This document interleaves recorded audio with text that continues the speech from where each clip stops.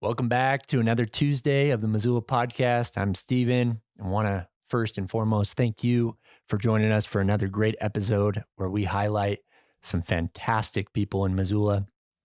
Today's guest, or guests, I should say, first time in Missoula podcast history that we bring on two guests, is Jenna and John Wicks. You might have heard of them. They are the owners of Drum Coffee. And we're going to do something different. We're going to split this up into two separate episodes. This is episode 1. We're going to focus on Drum Coffee. And next week, we're going to go into John's music career. You may know him as the drummer of Fitz and the Tantrums. Awesome interview with these two. Excited for you to hear. Thanks.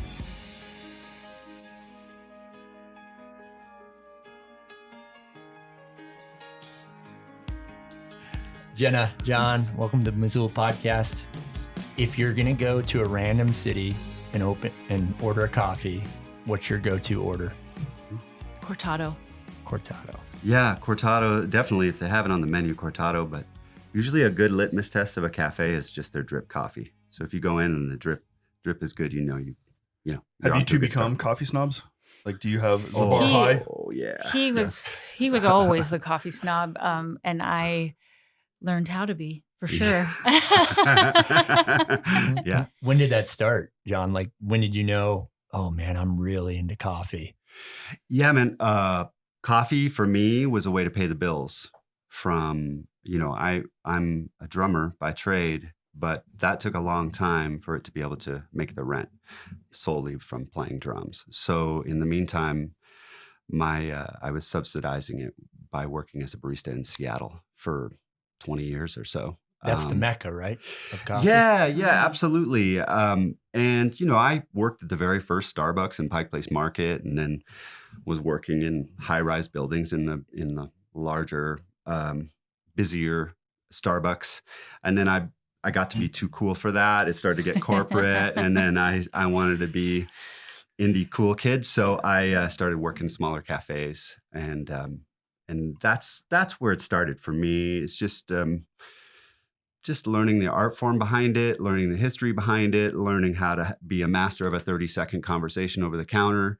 And then honestly, it was a great tool for me to get people out to shows, because with their latte, I was giving people flyers for steady gigs I had at dive bars, and then They would show up in force, man. And like the bartender would be like, how do you have a crowded bar at Monday night? And I was like, well, they're all my customers, so it really helped me out in a big way. Are you originally from Seattle area? Yeah, pretty much. My dad was a commander in the Navy, so we moved around a lot. Okay.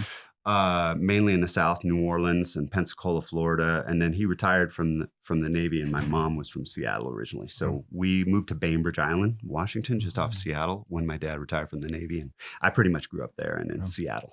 How about you, Jenna? Where are you from? Yep. From Missoula? Yeah, from Missoula, born and raised here. And then in the 90s, I went to Seattle to chase my grunge dreams. I graduated here in 93 and then took off about 95 to Seattle, and just went to school there. And we met pretty quickly, like 96, I think we decided. Did you meet in a coffee shop? Just to get, we met through the Cornell family, Chris Cornell and Maggie Cornell. She lived with the Cornells. So I lived with Maggie, and her sister was upstairs. Yeah. So she knew that he liked girls with curly hair. And so she'd been trying to, you got to meet my friend, and you got to meet my curly hair roommate. And so eventually I was going to a show at this triple decker club downtown, and that guy I've been telling you about, he's doing the lounge, the jazz lounge upstairs. And I was going to some rock show in the basement, and I was like, yeah, all right, I'll go say hi. And that was that. Yeah. Pretty much. Ask her out the next day. Yeah. That's awesome. And then our first date was Bauhaus Coffee Shop. Yeah, that's true. Yeah. So how long have you guys been back in Missoula? Let's see, I was in Seattle for 10 years, and then we got married there and moved down to LA. It was sort of like we needed to do something. He was sort of lived his life in the Seattle jazz world and wanted to see what else he could do. So we talked about, okay, New York or LA, essentially, right? That's where you make any kind of money. I asked a pro drummer at a clinic. I said, I'm thinking about moving to New York or LA. which should I do? And he said, I would move to LA because at least when you're starving, you'll be warm. So I was going to say from what I've heard, the profit margins on coffee and the music industry aren't real lucrative. No, so we're lucrative, not. man. Yeah, no. That's- So we moved to LA. And we were there for 8.5 years. But it took about 2 years for the phone to ring for me, drum wise. But then it snowballed, and we can get into that too. But it was pretty crazy. Were you doing coffee in LA? Yeah. I was still doing that. She was bartending. Yeah. And I was doing coffee at a place called Groundworks in Venice. Still there. Still Delicious. there. Yeah. And it's always paid the bills, man. So I owe a lot to it.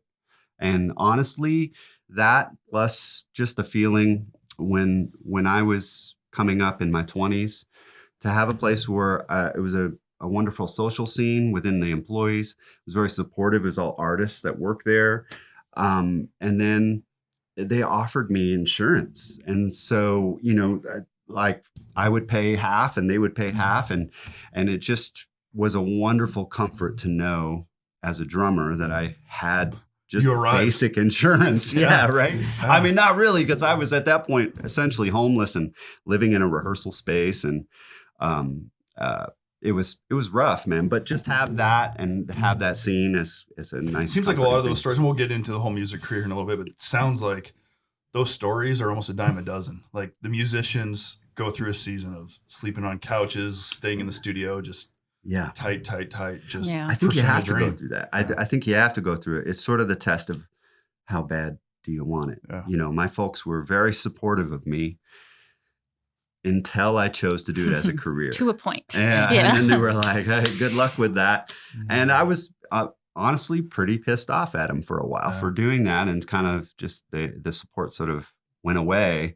But now hindsight's 2020, and now that I'm a dad as well, I kind of see why they did it. I feel like they probably made the right choice. It was the decision that, how bad do you want it? And turns out really bad. Yeah. Jenna, what brought you back to Missoula? Having kids. So we had twins in LA. We have twin girls who are 15 now.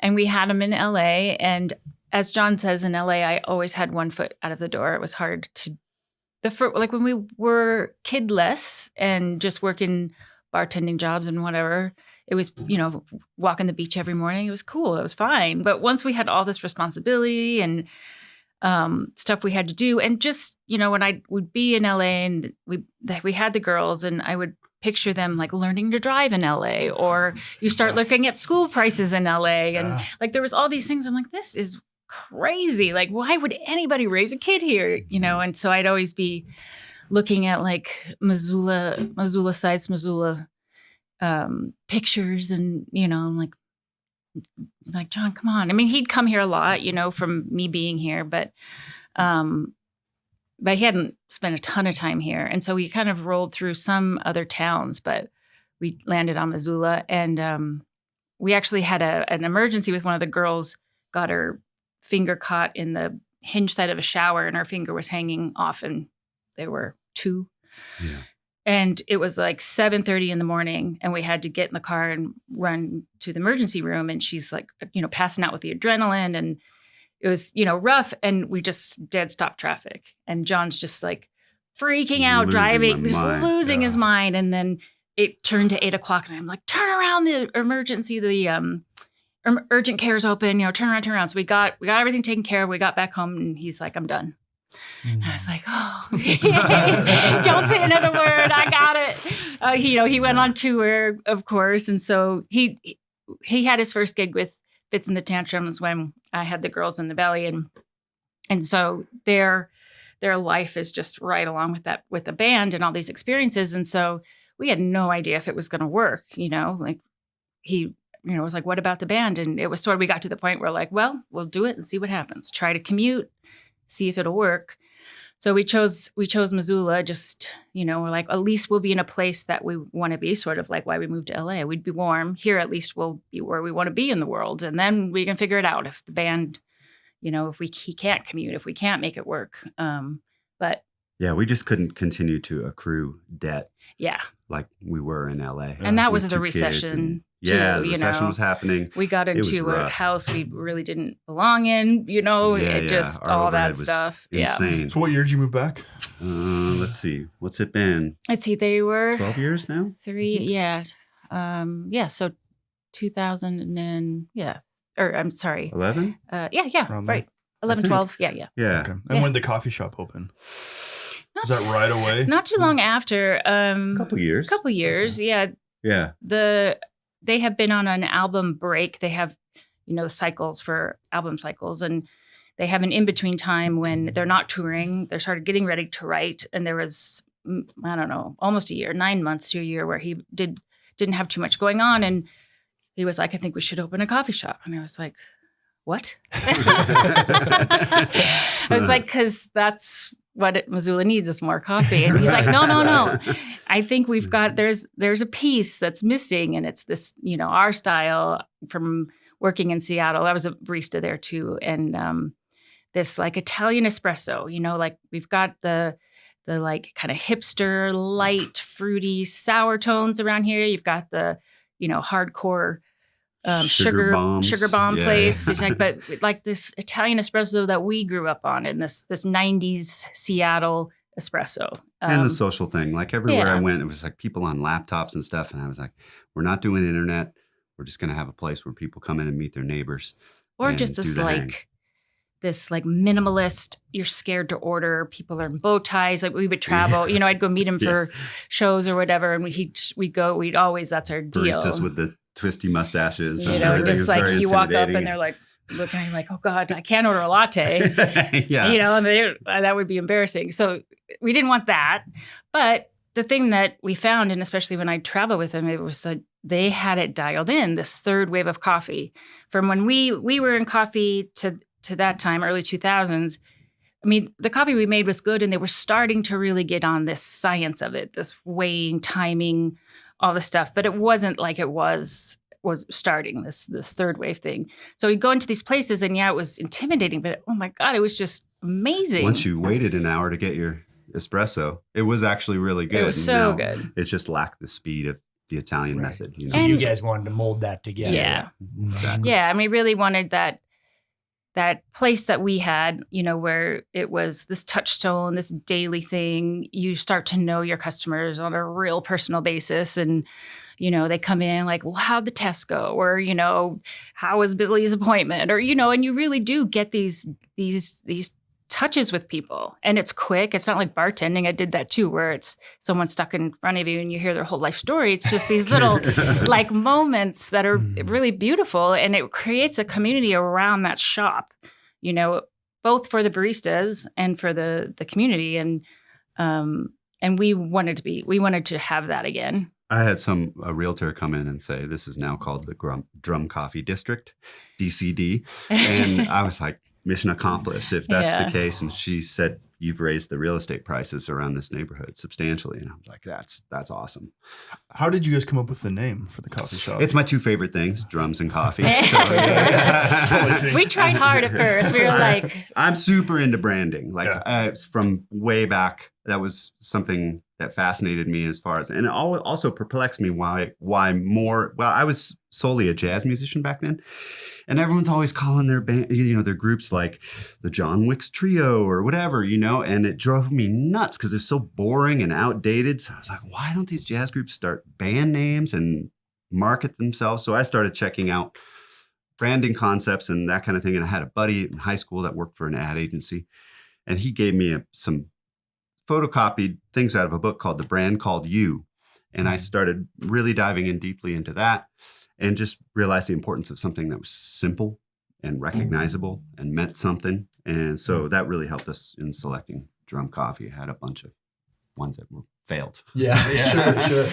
How did you guys go about finding the location? Was that something well thought in, or we'll take whatever we can get? No, it was, we looked at that for a while. Our first concept was doing sort of what Liquid Planet did out by the airport, was taking those train, shipping containers and finding a cool lot and because especially in Europe, they have made some amazing spaces out of those things. So that was what we were thinking at first. And we looked around, just couldn't find what we wanted. The buildings are insanely expensive, but we came across Dominic's Deli, where the 600 South Avenue West, where we are now as the first spot. And there was something about it where I just could already see it. And when I went by and would drive by repeatedly, and I was like, wow, we could really actually make that work. And I knew, we knew we wanted it small, something that we can control easily. We didn't have to staff heavily. And that just lent itself to it. Also, it's tricky in Missoula. The city of Missoula is very difficult to deal with, especially when you're trying to do building codes and all these different licenses and all of this stuff. It doesn't feel like a very supportive environment. And we didn't really know that until we had already bought the building and got kind of into the weeds with them. And it was, I will say, it was a learning experience. It definitely helped me and both of us deal with them for the second building. Yeah. But also, when we were looking, we realized that, well, first of all, from our experience in LA, we realized we didn't want to rent from anybody. We wanted to own. And thankfully, at that point, the band had done well. We were doing okay financially and could afford it. So one fed the other, was able to buy the buildings that we're in. And that's huge. If you're able to do that and not be beholden to somebody else, raising your rent consistently every year, that's huge. Yeah. And at the end of the day, you own real estate, which is also great. Yeah. So definitdefinitely a privilege for a business owner. Well, you're inflation yeah. proof. Your payment is locked in. Your rent's not increasing next year. Right. Yeah. Right. Yeah. So that was huge. First of all, we waited until we were debt free. Like literally, I remember going into the bank and the woman saying, "You don't have any debt." No one has no debt. And that to me was I mean, awesome. If I was almost in tears, I was like, that was the goal, because I had been so in debt my whole life. And then sort of by proxy, so was my wife. And for us to be completely debt free, that was great. And then so we were like, okay, we'll buy a building. We'll go back in. Yeah, we'll go back in. But yeah, no, it was definitely helped to have. But once we got into the remodel, we realized, oh, wow, this is going to be tricky to do what we want, but we're going to do it right. And I received some advice early on, which was do it right the first time. It might seem expensive, which it was, but do it right the first time. Otherwise, you're going to be really dissatisfied with it, and you're going to be doing it down the road anyways. So we put down a chunk of change on South Avenue. We did learn some excessive lessons, like that floor, but the hand-laid tile in South did not make it to Broadway because we were like, let's go with the laminate flooring. Right.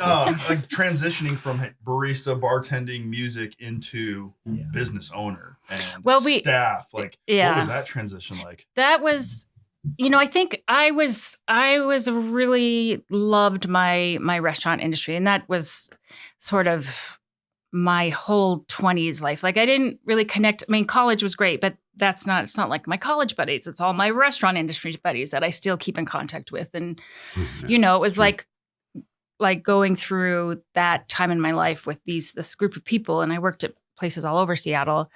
But that service is hard. That's industry it's hard, but it's also really rewarding. And I'm not a person that I never wanted to, be sitting at a desk. And so to me that industry was way more satisfying than trying to do some other gig, which I did try a couple times. And I just I can't sit here all day. Have you guys seen that show, The Bear? Yeah. Yeah. It's watching it with her was really fascinating because the PTSD, was real. I mean, it's crazy. Her experience in the restaurants really helped us in that we know what sucks. Yeah. And I went from dive bars in Pioneer Square to white glove places, up at the waterfront. So I did the whole gamut and really learned how to do it, how to service people. And, and I think we come from that Nordstrom mentality. Customer's always right. That's sort of our generation. And so to me, that part was huge. So that part, I felt like I had it pretty well. And I did open a business in Seattle, almost like Fetch. It was a dog and cat supply shop. And it was open for 3 years. And in LA though. did I say? Seattle. Oh, Seattle. yeah, LA. Thanks. It was open for 3 years, and then the recession hit, and then we got pregnant with twins. So I feel that like was Southern California is like the prime spot for a pet store with all the Definitely. Labradoodles. Yeah. Oh, I was all It about actually it. did really well until the did. recession. Yeah. I was like, oof. Yeah, I had Okay. like the collars and the fancy food and beds, and it was a blast. Yeah. I had a lot of fun. But so I had a little bit of taste of that, and it wasn't great. That was hard. It was a hard ending. So when we went into it, I had a little bit of trauma around it, when he's like, we're doing this. I was like, oh my God. I mean, we're in a different position, so, and a position I know from being that business owner without a real second income. I mean, he was making some money, but it was just gigs every night. It wasn't like steady money or money we could count on. It was just like whatever came during that week. And then I was a business owner, which was my first year of business. So I know that feeling of, probably the good chunk of business owners where they're at and how they're getting loans for everything and trying to make this dream come true. And so this experience was very different because we got ourselves in a position that, we had his second income, and he continued to do that while I sort of started to run with drum once we got up and running. So yeah, it was difficult, but I felt like I had come from 20 some years of the service industry. So I knew what I wanted it to look like as far as how I wanted people to react to the community, our customers, how I wanted to present ourselves, his ideas of branding, that all came together pretty well. And from my understanding, Jenna, you really are you run the coffee shop. That's your heartbeat. So your Broadway location, you guys are roasting out there, and you guys in the last couple of years have gone wholesale. Your product is available on store shelves. Yep. What was the strategy behind that? What's next for Drum Coffee? I mean, from roasting, retail, wholesale. Well, the second, the roasting, we were using black coffee, which was awesome for the first year. But we got John's like, it's this flavor I'm not getting. That this Italian roast, the Seattle flavor I'm not getting. Snob. Yeah. Totally. He's like, I want to get this. That's half the fun too, is learning how to roast. It's like the art form behind it. And I felt like we were kind of selling ourselves a little bit short in that we weren't covering that base. I felt like that's the next logical step. And as you can kind of see, he's the dreamer. So a year later, he's like, we're buying a roaster. I'm like, wait, what? It's like, wait. He's like, yeah, we're going to get a roaster. We're going to roast. So we thought we could do it in the back of Drum, but the city wouldn't let us with the smells in the South Avenue Drum.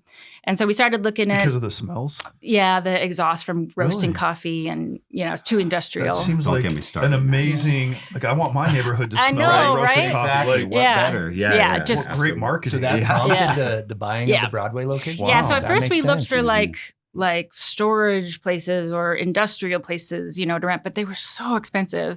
And then this place came up on Broadway, and because the land is owned by MRL, so the Rail Link, so we only own the building. We don't own the land, so we still have to pay some lease. But because of that, it was so cheap compared to what was out there, and it was in a zone that was like, do whatever much you more industrial. Yeah, like like Great Western there. whatever you want. Yeah. It worked out perfectly with the roaster too, because I mean our span that we had to do for the exhaust is literally like 4 feet. And some people, when they install a roaster, they're running pipes through acres and acres of ceiling and all this stuff. Yeah. For us, it was just a straight shot out the back and zoned industrial. It was like, sweet. Awesome. Yeah. It's perfect. Yeah. So it was sort of like, well, and it was a rocket espresso or something was there. So it had some plumbing. It had, so we were like, well, okay, I guess we're opening another coffee shop. Yeah, we didn't have to do a change of use with the city, which was huge. Yeah. Like, I mean, to give you an example,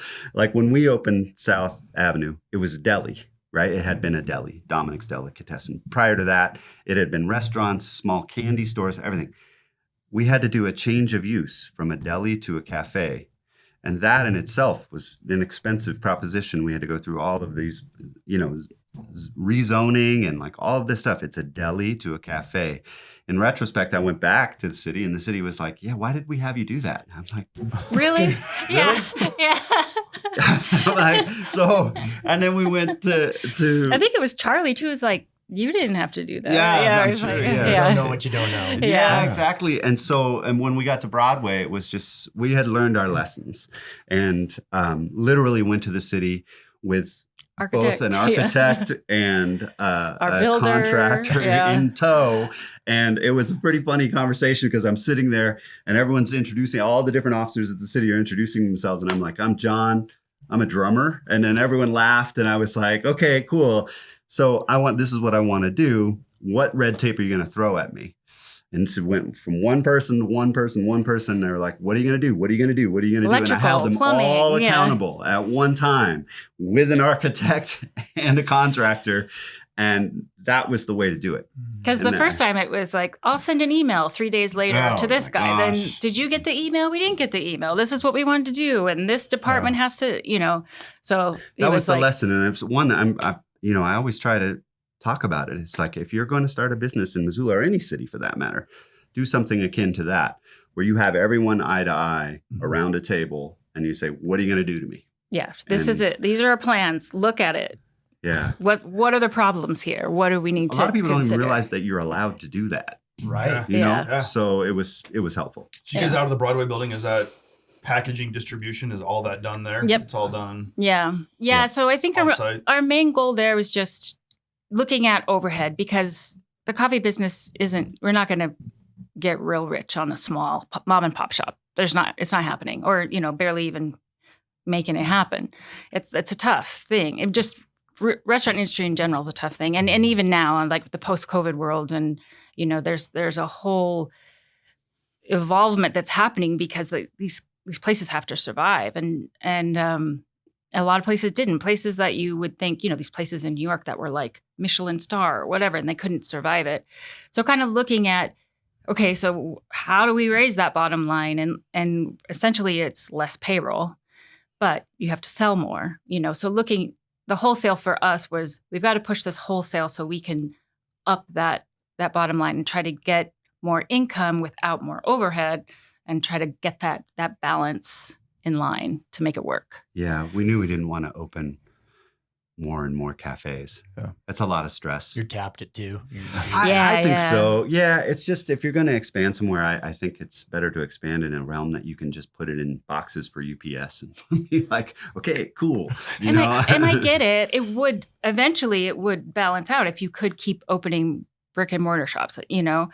But I think for us too, it was like, well, how do you keep that consistent? How do you keep what we've come to love about Drum, which is how, we're like all love and kindness in Drum, our baristas, and we have this family, and, I'm just so proud of that, of who we have hired and how well they work together, and, and how we've been able to get them, to help them feel loyal and responsible and interested in what we're doing. It's huge as a business owner to try to find people that care, in an industry where it's a short-term employment, essentially, It's tough to, I have to say that people find me intimidating, and I think I inherited it from my dad, who's, a high-ranking Navy officer, and he had this look about him, and I unfortunately, I think I got it. And so when I was trying to be a people person within the cafe, I never really got the same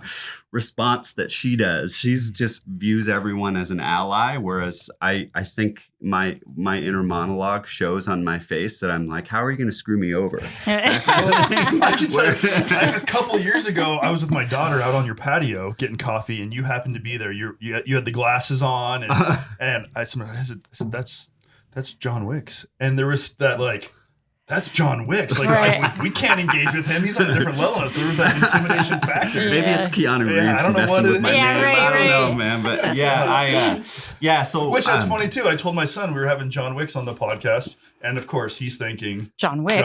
Yeah.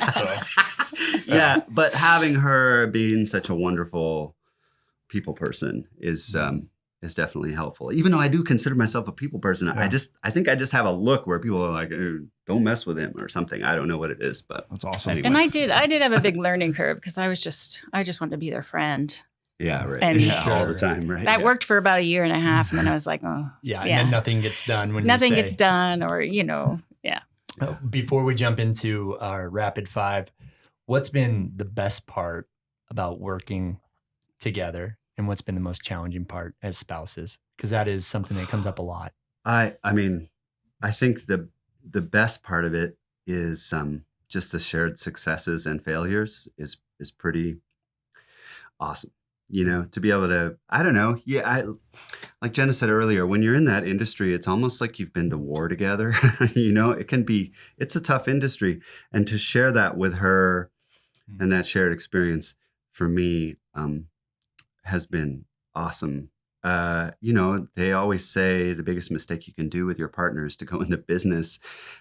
For us, I don't really feel that way. Although I will say, it honestly took me stepping back from it because I'm such, how do I say? Opinionated? Yeah. I was going to say hyper-focused. Oh, sorry. But yeah, I'm a perfectionist. And for instance, I always describe when I walk into the cafe, I see the price tags of everything that everything costs that. And then if I see a drink come out where I'm like, oh my God, that could have been done so much better. And then I have to just remove myself from the situation just because that's my personality. Or like two baristas are talking, like, what are they talking? Yeah, I'm just like, it's okay. It's okay. Looking at my watch and like, so that, to be honest, was the only rub, I think. But it sort of just took me kind of stepping back and going, you know what? She's got this. It's okay. I'm on the road 2/3 of the year anyways. It's kind of silly for me to do this grandiose reentry and start, you know, cracking the whip, so to speak. And it doesn't make much sense. She's got this, you know, and sort of my ego had to like take a back seat a little bit. And once I was able to figure that out, it's been golden. It's been pretty sweet. Definitely. Yeah. Does that make sense? Yeah. No, I agree. That was, I mean, I think for me, when I was running it most of the time, and, you know, it was actually similar to parenting. And that was our struggle with the job that he had, because he would be gone these huge chunks and then would come in and rightfully so need to be a part of that life that had been going on without him. So it was like, we're going to do this. And I think, you know, in order to make it his voice heard, he wanted to be like, this needs to change. This needs, you know, at drum, this. And I was like, wait a minute, you know, like we can't just change the menu or change we got to give them time. We got to figure out what we really want. What do they want? You know, what do our bakers want to do? And so I think, you know, we had to have many of those back and forth to be like, actually, you know, maybe we need to. You know, it'd be nice if you were back on the road. Dude, that's literally been said. So yeah. Awesome. Rapid fire questions here. First question: what is your favorite coffee shop in Missoula? Drum Coffee out on South Avenue West and Broadway. Awesome. Yeah. Beautiful. What's your guys' go-to restaurant? Ooh. Yeah. That's you know, I dig the Old Post. Love the Old Post. I love what the new owners have done. Cleaned it up. It's nice. I love their fish tacos. It's great. But I also, of the new spots there seems to be a lot of lately, Camino. Camino and right? Boxcar. We love for the nice dinners. Love Boxcar's killing it. Boxcar's good. Yeah, so good. Killing it. And the tapas bar. Oh yeah. Shoot.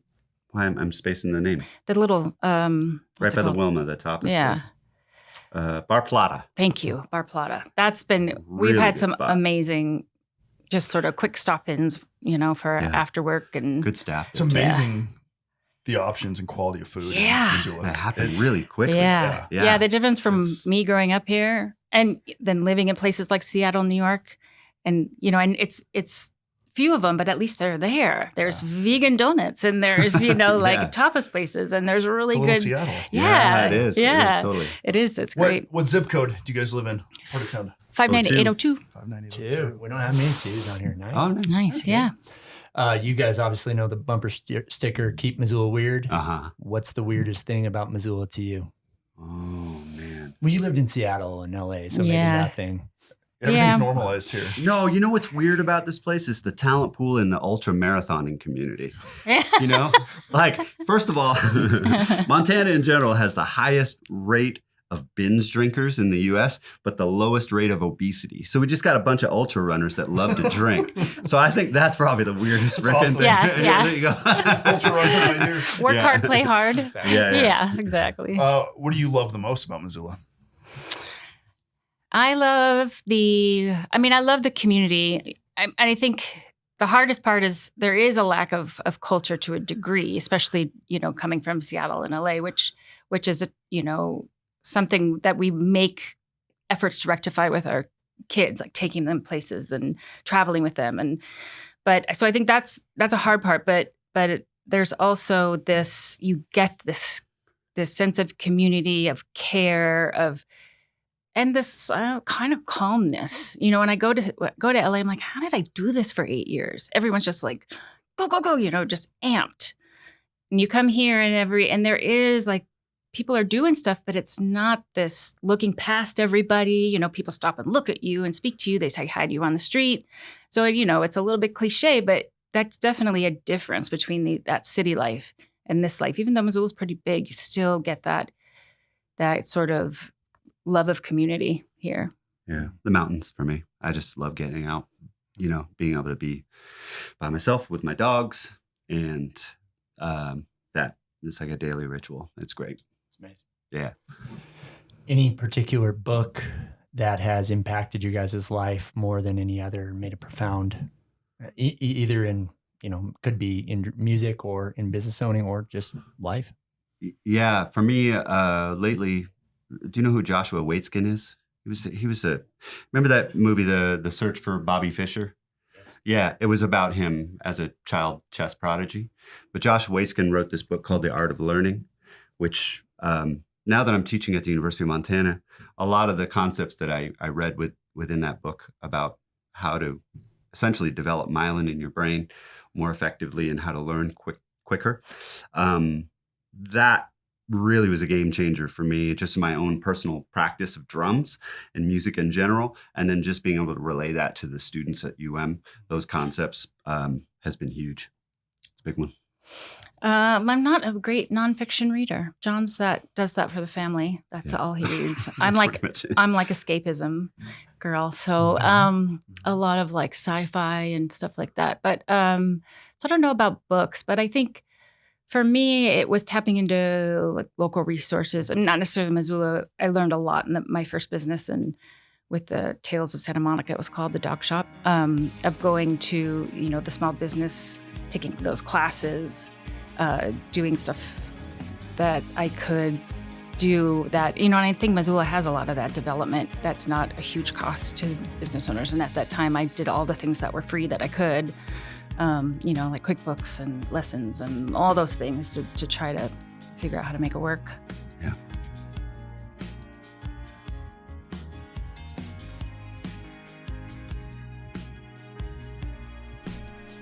Hey Missoula, this is Nick Balla, producer of the Missoula podcast. Thanks for listening to part 1 of our 2-part episode with Jenna and John Wicks of Drum Coffee. Be sure to like, subscribe, and follow the podcast wherever you're listening so you don't miss part 2 next week.